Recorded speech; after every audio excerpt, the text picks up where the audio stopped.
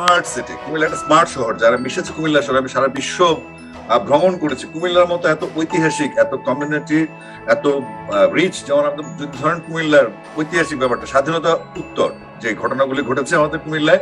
স্পোর্টসে আসেন, সমস্ত স্পোর্টসের ফার্স্ট চ্যাম্পিয়ন ন্যাশনাল কুমিল্লা জেলা।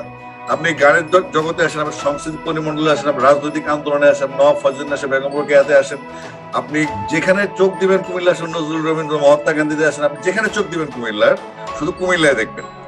আমি অন্য কোনো জেলা বিভাগ নিয়ে কথা বলতে চাই না। আমার বেসিক দাবি হচ্ছে, আমার না, আমাদের 60-70 লক্ষ কুমিল্লার মানুষ, আমি 65 লক্ষ আগেই শুনেছি, এর মধ্যে মানুষ কমেছে কিনা যায় না। ব্রাহ্মণবাড়িয়া, চাঁদপুর আমাদের মহকুমা ছিল, এটা আপনারা সবাই জেনে গেছে অলরেডি। এখন প্রধানমন্ত্রীর ব্যক্তিগত ক্রোধ বা আক্রোশ, এটা আসলে আমাদের দেখার বিষয় না। আমরা কুমিল্লাবাসী যে আইডেন্টিটিতে বড় হয়েছি, এটাই মুখ্য।